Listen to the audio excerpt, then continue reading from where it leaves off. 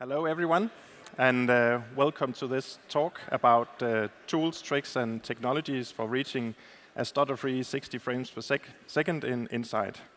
My name is Christian, and these two gentlemen are my colleagues, Eric and Søren. And I want to start out with doing a special mention to some of our colleagues at home, Lasse, Maria, and Michael, who has also been contributing to the systems we'll present in this talk.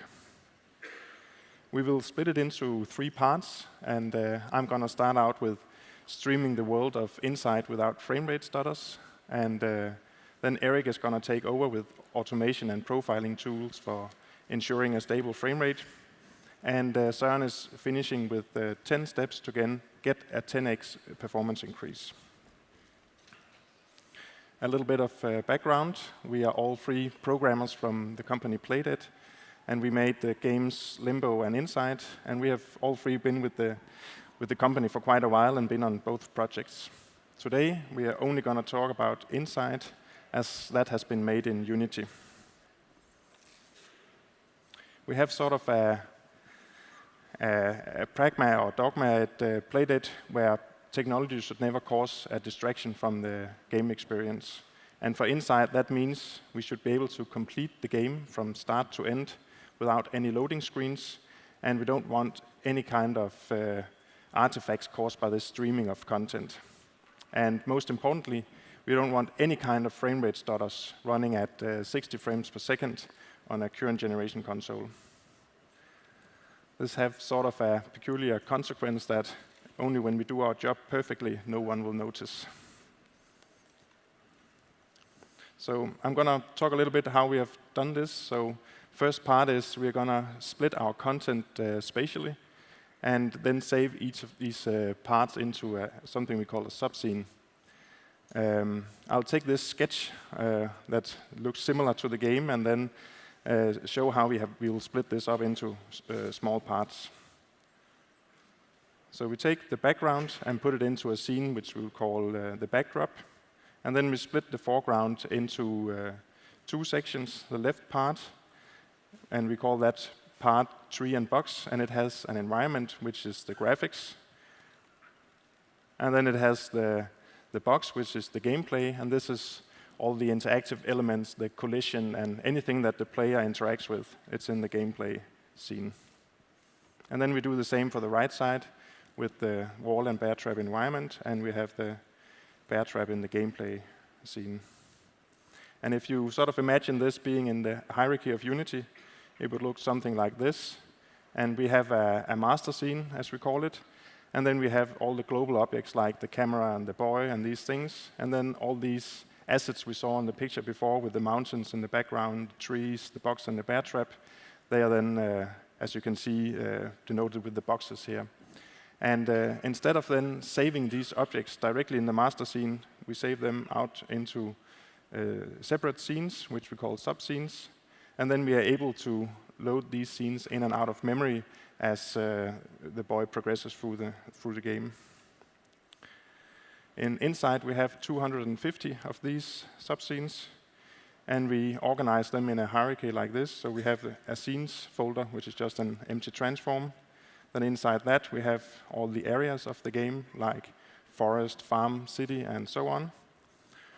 And then inside those, we have individual puzzles. A game start, river with a dog, lake. And inside these hierarchies, we then have the actual subscenes that we saw before, the gameplay, the environment, and the backdrop. Each puzzle spans around 100 meters or 1 to 3 minutes of gameplay, so they are fairly small. And gameplay scenes are mutable, and they are marked dirty when they are activated. And in contrast, environment and backdrop scenes are what we call conceptually immutable, and that means that even though a tree can wave in the wind, the state of that scene would always be sort of consistent. So we utilize this to only reload the dirty gameplay scenes at respawn. So when the player progresses through the game, we activate the scenes that are inside the view frustum. And then in an area around the player, we have what we call a prepare zone. And when a scene enters the prepare zone, we load it in and prepare it to be activated when it finally hits the view frustum. Outside the prepare zone, the scenes are unloaded. And this is what it looks like in practice if we make a 2D top-down view of the first third of the game. We have a concept which we call potential visible set, which is a way for any part of the game to select which scenes are visible from that spot. And we do that by a frustum, as you can see in the picture, the yellow. And any scene that overlaps this frustum is going onto the list on the right side of the screen in the inspector. And then a level artist or level designer, he can go in to this specific point in the game and then look at it, and with his knowledge of the game, he would know that some of these scenes would not be visible. So he can manually exclude them, and you can see that with the red markings in the inspector. So this area goes from being 8 scenes to 5 potentially visible. Sometimes your content in your scene is not divided evenly, and in this example you can see all the geometry is in the lower right side of the scene, and we use voxelization to generate a 3D voxel grid inside the scene bounds. The figure is in 2D, but it's just for simplicity. But we do this voxel grid, and then we check each of these scene objects against the grid, and if there's an overlap, we mark that grid cell as active. And we do this at build time and serialize the result. Then at runtime, when we play the game, we test the view frustum against the scene bounds, and then if that is test positive, we then also test against this voxel representation. And only if the voxel representation is inside the view frustum, we actually activate the scene. We have one last concept to control whether an object is active or not, and that's something we call a bounce color. And it's a custom bounce which you put around an object, and then if that is inside the view frustum, we activate the object, otherwise it's inactive. Then sometimes in a game you have a wall, and even though an object is inside the view frustum, you can't actually see it. So to solve this, we use the concept of facing planes, which is a plane where only if the camera can see the front side of this plane, the object would be active. So in this case, the object is actually not active. And this is what it looks like in the scene view. And in this case, I've put a bounce color on a spotlight, and I've limited the bounce to be only where the light is actually hitting the ground, which is the only part of the light you can see. And in this case, the camera and the boy is to the right of this facing plane, so therefore the light is active. We use bounce colors both for deactivating and activating single objects, but we also use it to subdivide the scenes even further.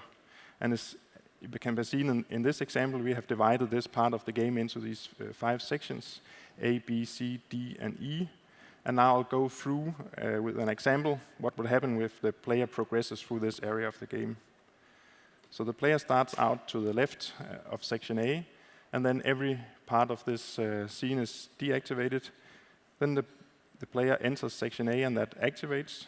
He continues into section B, solves the puzzle in this area, returns into section A, drops down through the floor into section D, and now we can deactivate everything above the ceiling because that can't be seen from that part of the game. Then the player progresses onwards to section E, solves the puzzle, and continues on. And now all these bounce colors are left in their inactive state. So let's try and do a recap of how we control if an object is active. If we take an expensive object, it has to pass all of these tests below. Is the object in a scene which is in the current potential visible set? If yes, we also check if the scene is actually inside the view frustum, and if it is, we then check if any of the active voxels are actually inside the view frustum. And if that's the case, we test if the bounce color subdivision of that area is set visible, and then finally we test if the bounce color for that specific object is set visible.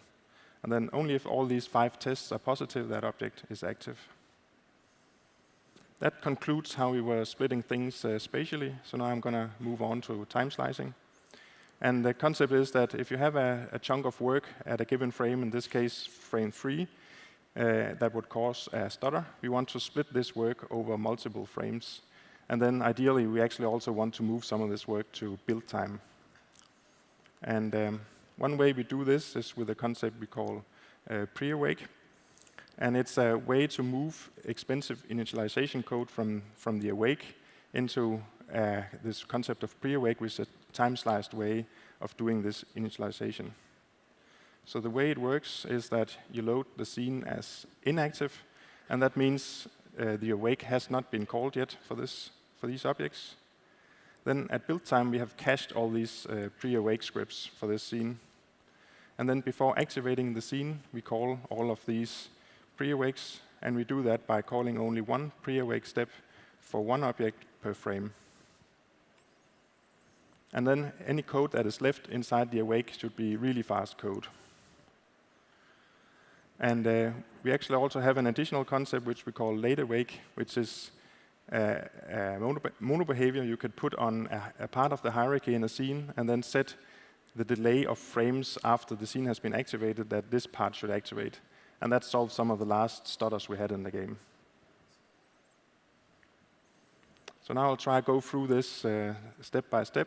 So first of all, move work from runtime to the post-process scene callback in Unity, and then serialize the result. Then when the game starts, we utilize the initial loading and do pre-warming of shaders and expensive data structures and so on before we enter active gameplay. Then when the game starts up, all the scenes are in the unloaded state, and then we start loading a scene. So we do that with the asynchronous loading in Unity. And then when that is done, we start this time-sliced pre-awake as we saw before. And then when that's finished, we move the scene into the loaded and inactive state. And then it stays in this state for quite a while until it finally enters the view frustum and the scene gets activated. At this point, it's actually mostly a hollow scene with a lot of inactive bounce colors. And then as the player moves through the scene, each of these bounce colors activate and deactivate individually. And that means that the activation cost we get is at the granularity of a bounce color. Then as the player moves on, the scene gets deactivated again. And then finally, the scene gets unloaded. And also that we do in a time-sliced way, where we do a bottom-up destroy of small parts of the scene at a time. All these little chunks of work, we put those into a scheduler that has the responsibility to divide them evenly over frames, and it does that in a prioritized way, so that, for instance, unload has lower priority than activate of a scene. And now I'm going to talk a little bit about memory management, because as most of you probably know, if you're getting a garbage collect in Unity, you will also get a stutter, and we don't want those. So the way we got around this was having a zero garbage policy, and that basically means that we are not allowed to generate any kind of garbage on a per frame basis. And then also we should be able to make a complete playthrough of the game and only allocate 400 megabyte of heap space. And that requires quite a bit of work to do that, at least for our game. And then for the unmanaged memory, when we are doing all this loading and unloading of scenes as we progress through the game, we actually only remove the hierarchy nodes and not the assets that are referenced by these hierarchy nodes. And that's things like meshes and animations and so on. So after a scene has been unloaded, we do a manual destroy of each of these individual objects. And we do that manually because using the resources.unload unused assets during active gameplay would cause stutters. Then, of course, when the player dies or he loads a chapter, we utilize this point in time to do a GC collect and unload unused assets. And then we did some source code changes to Unity to improve the streaming performance. And one thing we did was a time slice of the scene integration, which is the last part of a scene getting loaded. Then we did a time-sliced initialization of the legacy animation system. We did optimizations to the game object activation. And we modified the garbage collection strategy of Mono to only collect when the heap is full. The default behavior is sort of a smart collect where it collects at around 20% heap usage. Then the most important takeaway points from this part of the presentation is making a streaming game in Unity starter-free actually requires quite a bit of work. But if you do it, I would recommend split your game into small parts using something similar to the subscene concept. Then load your scenes as inactive and use something similar to the pre-awake concept. Move work from start, on enable, and awake to build time when possible. And then bounce colors works really well for manual occlusion culling and subdivision of scenes and reducing the granularity of activating and deactivating to the size of a bounce color. And then I'm going to finish off with saying that we have a really close collaboration with Unity, and we try to improve the streaming performance and workflows based on all these lessons learned from the production of Inside. So now I'm going to hand over to Eric.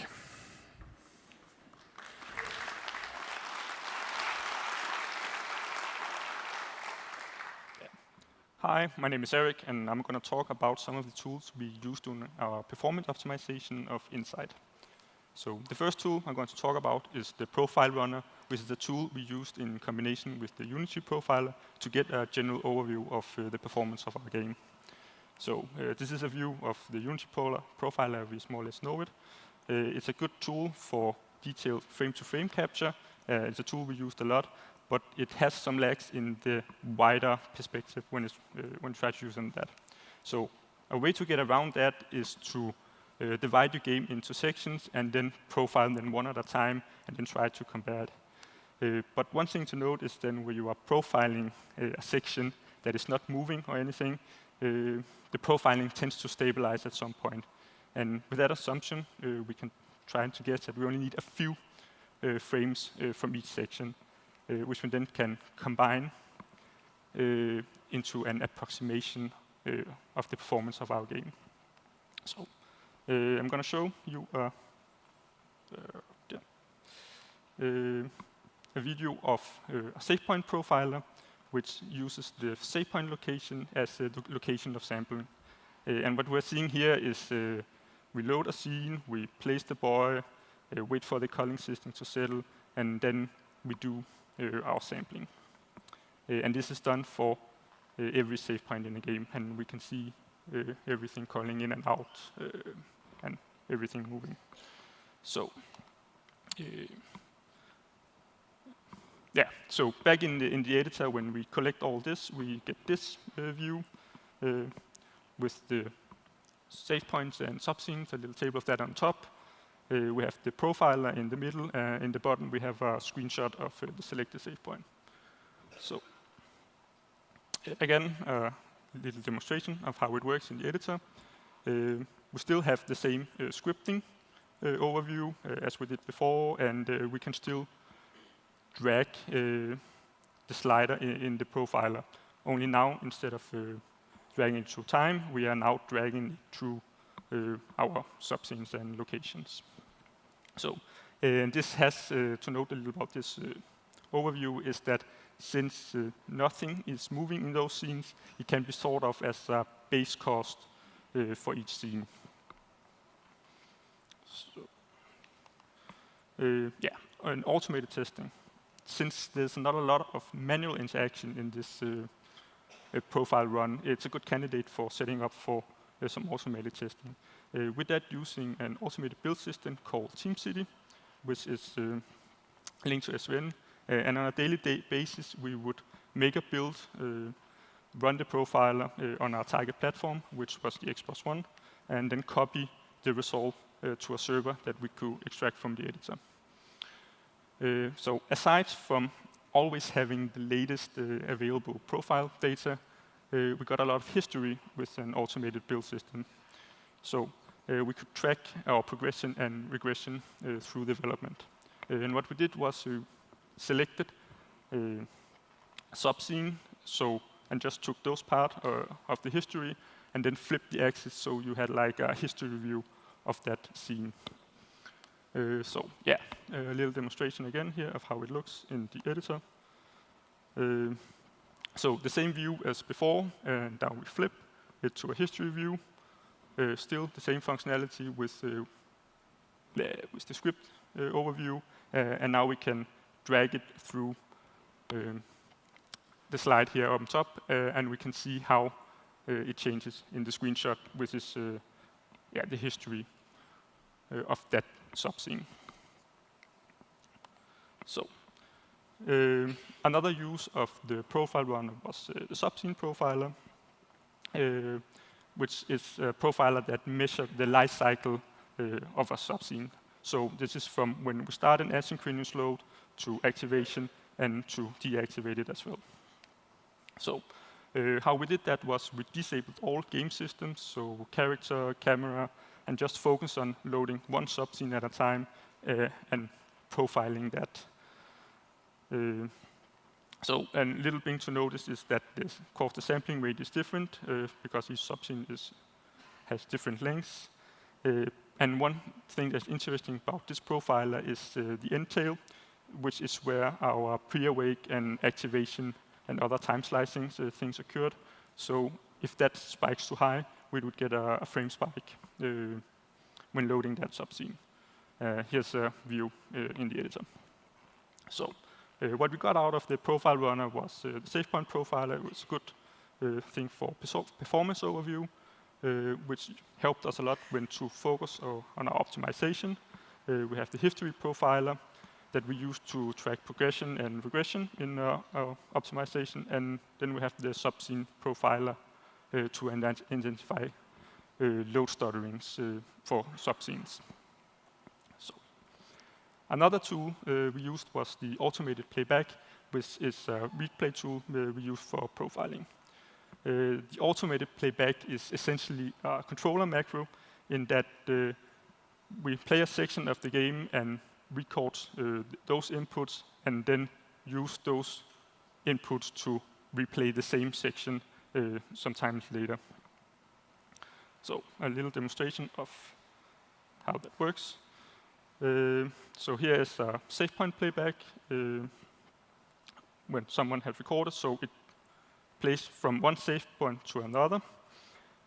So it has recorded all the stick movements, the button presses and everything each frame, and then it tries to play back from that save point to another, and when it reaches the next save point, it's tried from the next to the third, and so on. So one thing to note is that since our game is not 100% deterministic, the main character, he sometimes drifts and get out of sync. So to try and prevent that, we had a lot of positional error correction to try and get him back into sync.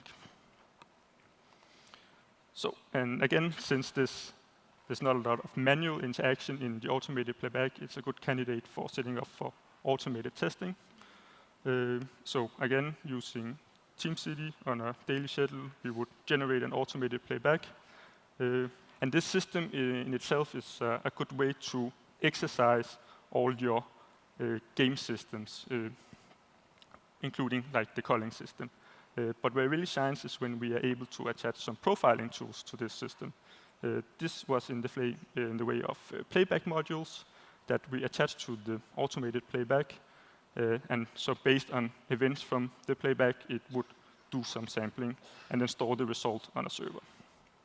So this is one playback module that sampled the frame rate. So you can see in the graph above, we have a frame rate graph of the entire playback.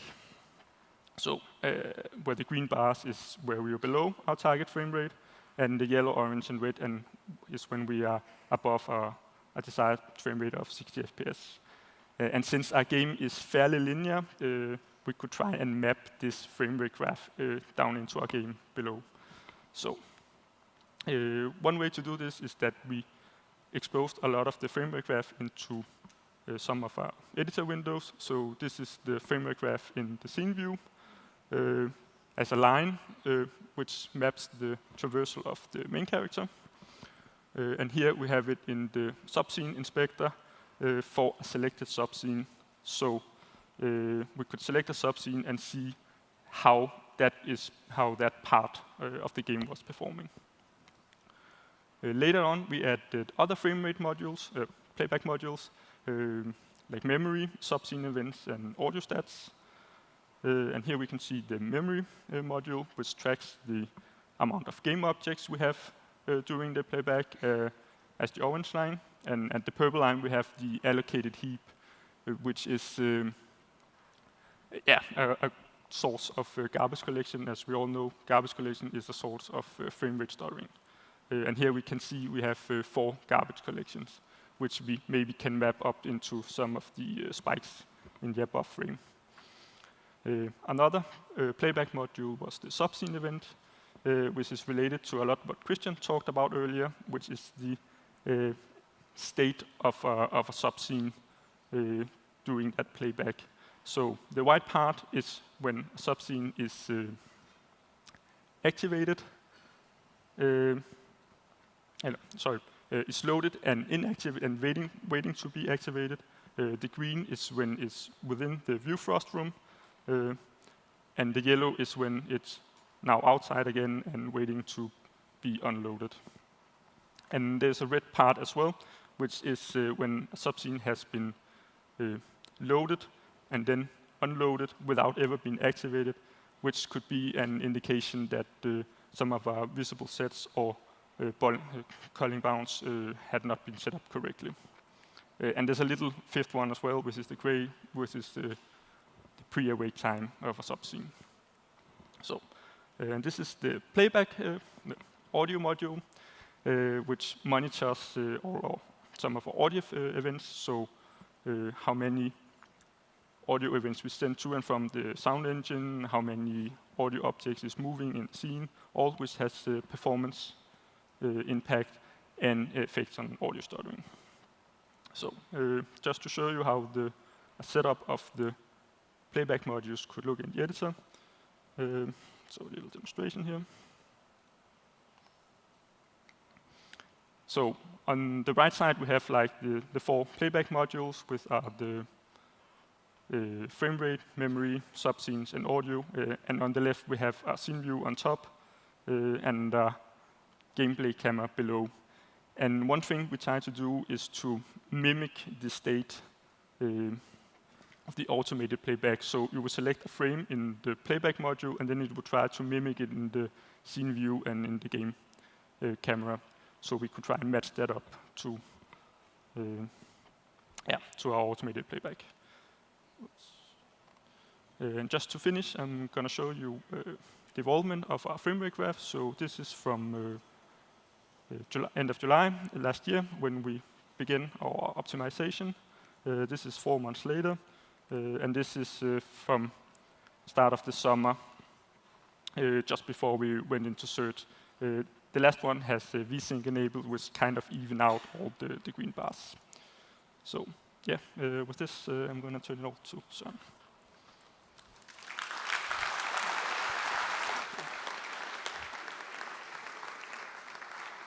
Hello, I am Søren. I'm one of the game programmers. I've been doing a lot of stuff in C#, and I'll be talking about some of the things we did to optimize our C# code. But before I begin, I just need to do a little disclaimer. I love Unity. And I say that because obviously I do love it, and it's nice to spread the love between other Unity lovers. But also, when you're optimizing, you sometimes get a little bit frustrated, and maybe I have once or twice publicly said that everybody in the Unity team should be thrown into a dungeon and not be taken out until they have tried to release a game with 60 frames per second. So, but I do love Unity, sure. We had this performance budget. We wanted 60 frames per second, and that means that with these things that we had with the streaming, we wanted 4.6 milliseconds for the streaming initialization and the headroom for eventual spikes that could occur. We wanted 2 milliseconds for rendering things like fog and reflections. We needed 1 millisecond for culling, and that left us 9 milliseconds for all the general gameplay and animation updates and particles and all the physics and everything else. So we needed to do a lot, like especially if we have an area like here where we have 18 dudes running around after you, and we all need to do that in 9 milliseconds. So that was a task. And what I will show you is not any C# from the actual game. I've made a little demo script that will show some of the biggest lessons that we learned. And they are very easy to implement. You should all be able to make all the implementations for these tricks to make the C# run faster. I'm doing it in Unity 5.4. Inside was in a heavily modified version of Unity 5.0. But most of them are about the same. I just heard about the new stuff that Unity is doing this morning, and it seems like some of it will be better in 5.6 and from then on. But at least for now, these things will be doable. We have executed it on an Xbox One, where we've done the measurements because that was our target platform. And we did not have IL to CPP in Unity 5.0, but I've been testing this both in mono and in IL to CPP because it will probably be what everybody's doing from now on. So this is my test scene. I have a very deep hierarchy in a node hierarchy, and then I have an extremely nice character, AAA, with some animation going on. It's not animating, but it has like a mesh and a lot of bones. And this is pretty representative for what you'll find in a game where you put the character like deep in a level hierarchy. And on that character, this is the scripts. I have the main script to the left. Is kind of what it does is it's making a list of 100 of these characters, and then it's calling update 1,000 times on every frame, just to get big numbers that are nice to look at. And what it is doing is on the right, you can see we have a character, and it has some floats at the top to control its speed. It has a velocity, and then it just multiplies the velocity vector with the floats and updates the position. And then that is being done 100,000 times each frame. Okay, so whatever I would do when I first wanted to profile things like that is use a deep profiler. Unfortunately, it doesn't really give usable results if you do the deep profiling on the Xbox One. So the deep profiling here is done in editor. Generally, that's okay because the results are mostly comparable in editor and like what we get on the Xbox One. Not always, but you can use that.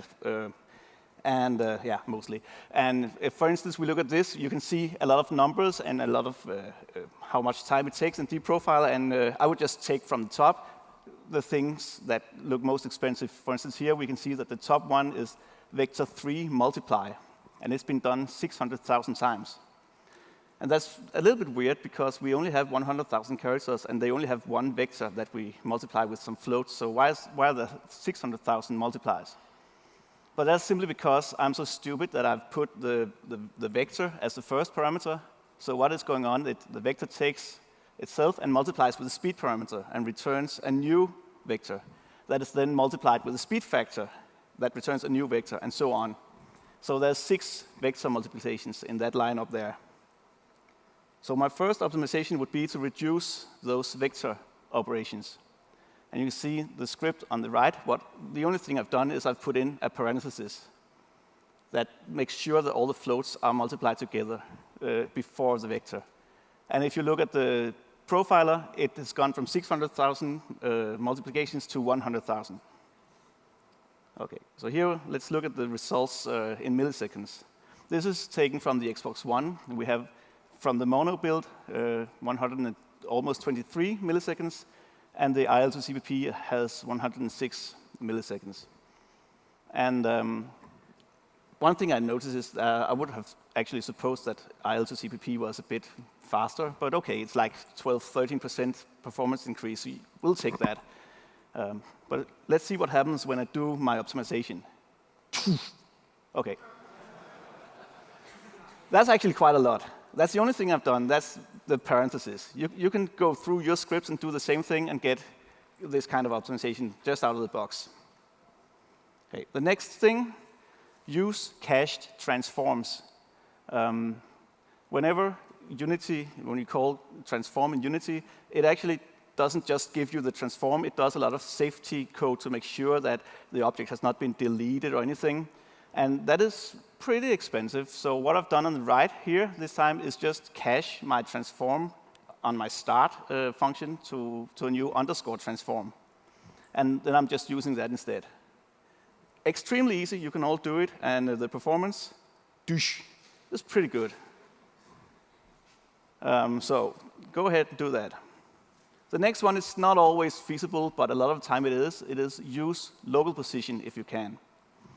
On the left, I've been using the normal transform.position, but mostly when I have a character, I don't really care what's in the hierarchy above it. In this case, it was just for bookkeeping that all those nodes were above my character. So if you just put all those nodes to be placed in 0, 0, 0 with the identity rotation, then you can use local position instead of normal position. Or you can reparent your character or do whatever. So in most cases I've worked with, I always use local position. And the results are actually Hadouken! Really wild.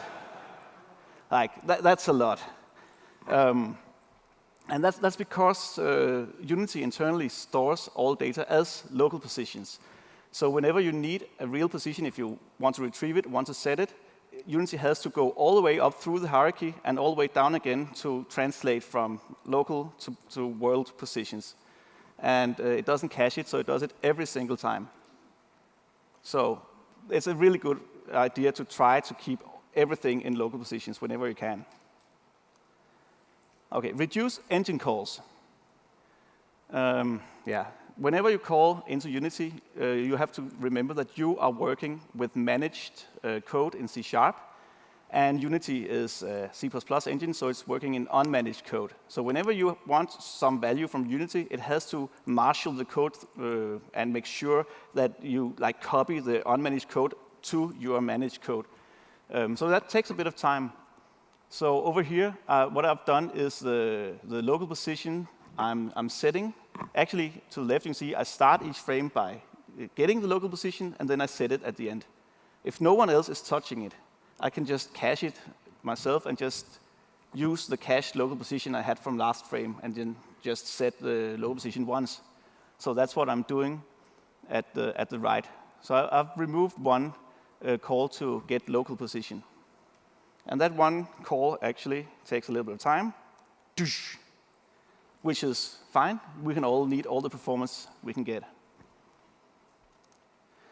Okay, so now I said that calling anything in Unity is slow. So would that also be getters and setters? Like, it can be nice to have getters and setters, but does it actually take some time? So what I've been doing here is I've just removed them. My parameters are still public.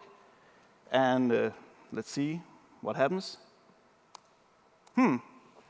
Actually, IL to CPP became more expensive. That doesn't make any sense at all. And I've done other tests where it does get a little bit better, but it's, when you are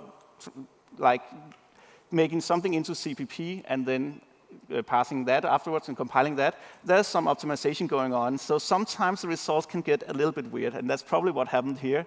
But in all, it doesn't seem like getters and setters are that much of a deal. Like, it seems like it's pretty okay to use those. I get a little bit, but it wasn't one of the big ones. Okay, this one is going to be a little bit ugly. Don't use vector math at all, because we still have 100,000 vector multiplications and 100,000 vector additions. And as I said, whenever you do that, you have to create a new vector, and you have to populate it with data and throw it back in your head. And that takes time. So there's really no nice way to fix this, but on the right, you can see what we've been doing. We take the factor, that's all the floats that are multiplied together, and calculate that first. And then we set each x, y, and z member like we're doing there. We simply inline the code manually. It's ugly, but in the end, we did this in every inner loop in the entire game, because yeah, as you can see, the performance you gain from that is really wild. Actually, I think we need to zoom in a bit to see better. Bring in the small guys, dude. Here we go. So, sure. So yeah, that's it. That's pretty much. So we don't use any vector math. We just inline everything manually. It's sad, but that's how it ends.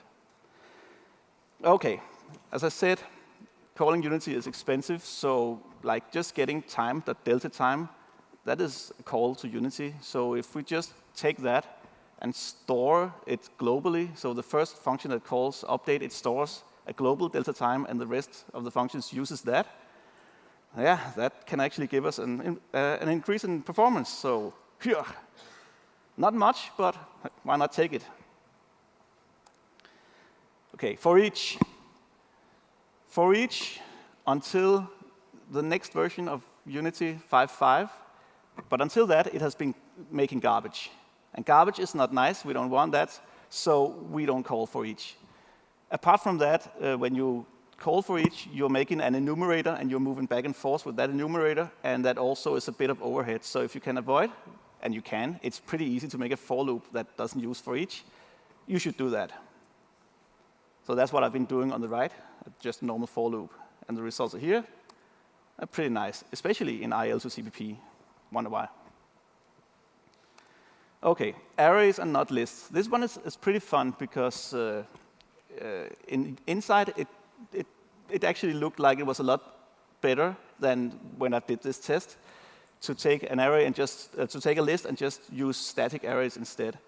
Maybe there's been some optimization done since then. I don't really know, but the idea is simple. If you have an array, replace it with a list. No, the other way around. If you have a list, replace it with an array. So it was not as simple anyway. Okay, but as you can see here, the results are not really fantastic. So maybe that's not necessary. You should do your own measurements if you consider that. Okay, so here we have the results in the end from 106 in IL to CPP to 9.5 milliseconds. That's a factor 11. Yeah, and I haven't been doing anything that changes the game code. I've just like refactored in hand how the C# is written. Oh, what? Oh, I have been cheating. Okay, I haven't really been cheating. Like the optimizations are still valid, but the problem is that I haven't been counting everything. If you look at this code, what I did was I took the factor and I multiplied it to the velocity vector, and then I like set the new local position. The problem is that the factor was 0 all the way through because one of the floats was 0, so the local position is 0 in every update. And when Unity sets the same position as last frame, it skips it, which is nice. It hasn't always done that. But it's pretty nice that Unity makes that optimization for you. But that also means that setting the position hasn't been like accounted for in this test. So how long does it actually take to set the position? Like here we are, 9.5 milliseconds if we're using the same position every frame, and here we are with a new position every frame. So yeah, at least we still got these 100 milliseconds of optimization, but this is pretty sad. So what happens is that whenever you set a position, Unity posts messages down the node hierarchy to make sure that every node knows that it has been moved. So that also means that if you have many nodes in an advanced model, then it gets even more expensive to move it. And the penalty applies once more if you change the rotation. So one penalty for moving, one penalty for rotating. I heard this morning that they're working on improving that, and this is also very, very good and very needed, because this is like, in the end, it turns out that moving the characters was by far the most expensive thing we did, not figuring out what they were going to do, just moving them. And you can't really do anything about it if you don't have source code access. Luckily, we had that, so there are these things we can do if you have that. You can, for instance, set the position and rotation at the same time instead of setting it first position and rotation. That's clever, then you'd only pay the penalty once. And the sad thing is that that function exists internally in Unity. It's just there. It's just not exposed. So if you have the source code, you can expose this in 2 minutes. And if you sit close to a Unity guy, you can ask him to expose it for the next update, because that would be a nice function to have. There's also get position and rotation. It's the same idea. You get both at once, so you don't have to go all the way up the node hierarchy and back again in one go, and then do it again for the rotation. And as with the other one, that function actually also exists internally in the editor in Unity. They just haven't exposed it. So the same deal. You can expose it, or you can ask them to do it for you. And then actually the last one here, that function doesn't exist. It is, we made a function where we just don't pay the penalty. We don't tell the subnodes that the root node has been changed. The problem is that they need to know, because otherwise they won't be moved. But if you have, for instance, an animation running on your character, which you almost always have, that animation will make sure that the nodes are being touched eventually. So inside, we just moved the character and did not tell the nodes that they were moved, and then the animation system told for us. So we got completely rid of that penalty for moving the character, which gave a speed increase like a factor 8 to 10 from moving characters if we did it that way. So that's also a function that I think could be cool to have, so you can control this and not get the speed increase unless, not get the speed penalty unless you actually need it. Okay, here's a little warning that we fell in. I don't know if any of you noticed that I had a sign function in my demo. Sign, that takes a little bit of time. So we thought maybe we can make a faster sign function by making a lookup table. So we did what you can see on the right, something like that. A lookup table where we put in sign values, and then we have a fast signers function, and we just take the values in our table. And it looked really, really good. Actually, it performed a lot better in editor mode, and also on PC builds. Unfortunately, it didn't perform better on the Xbox One. And we didn't really test it because it looked so good in our PC builds, and that's where we did most of our testing because of the quick turnaround times. So in the end, we actually ended up shipping inside with a much slower sinus function than the built-in one on the Xbox, which was pretty stupid. So the takeaway from that is remember to test your optimizations on the platforms you're actually releasing them for. Okay. I have some basic tips to avoid frame spikes. They don't really have anything to do with the C# code, but don't generate garbage. That's we've said that a few times, and yeah, that will always be a problem if you do. Of course, don't use instantiate at runtime. It's expensive. You must pre-allocate everything, in my opinion. What we found in C#, at least with the mono we've been using so far, is that built-in data structures that are modern, they perform horribly. We found that the list was horrible. It doesn't look horrible anymore. We also found out that dicts, they have a really big cost the first time they're used, which we don't like for spikes. And event subscription is also extremely heavy. So use old-fashioned code if you want it to perform well. And then don't use string concatenations. If you need to concatenate strings runtime, use the string builder class. It's actually fast and doesn't generate any garbage at all. Okay, and then avoid using update and fixed update. What? This is pretty wild because yeah, that's the bread and butter of Unity. You have these update functions, you code everything there, it works. But the thing is that whenever Unity calls your update function, it has an overhead. It doesn't show on any of the profilings, it's just there. And it's even not even really easy to detect. But you can fix it. You can make your own update manager. You can make it even like inherit something that all your scripts just inherit automatically. And then that update manager just is the only thing that gets the update, and then it passes it on to everything that is like in its own lists of things that need updates. And you should do that. In Inside, we saved 1 to 2 milliseconds per frame by doing that. So most of our scripts were actually being called internally from our update manager instead of taking an update from Unity. Gotcha. Okay, so what did we learn today? Don't use vector math, and cache your transforms, and use local position and local rotation if possible. Reduce your engine calls. Avoid moving objects with complex node hierarchies, and never use for each. Avoid update and fixed update, and kindly ask the nearest Unity developer to expose the faster functions to remove stuff, to move stuff.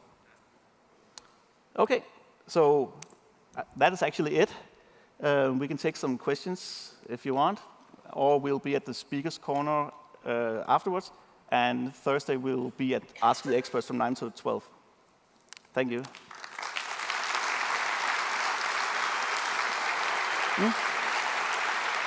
Yeah, I think there are some microphones.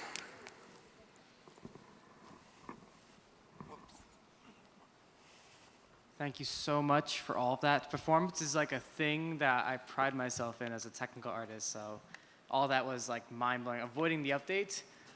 In VR specifically, I have concerns about that. Like, how do you avoid the update when your headset is dependent on the rotation and movement of your camera, like your phone or your VR device? Like, because I develop mostly virtual reality. I do mobile apps, but like that's more my interest is virtual reality. Yeah. So would you have like a separate update to handle the VR input of the camera and then the input of the controllers, let's say, or the environment, or how would you handle that situation?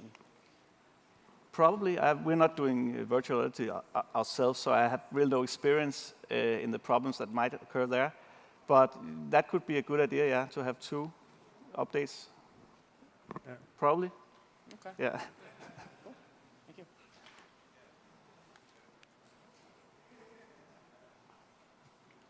Mm.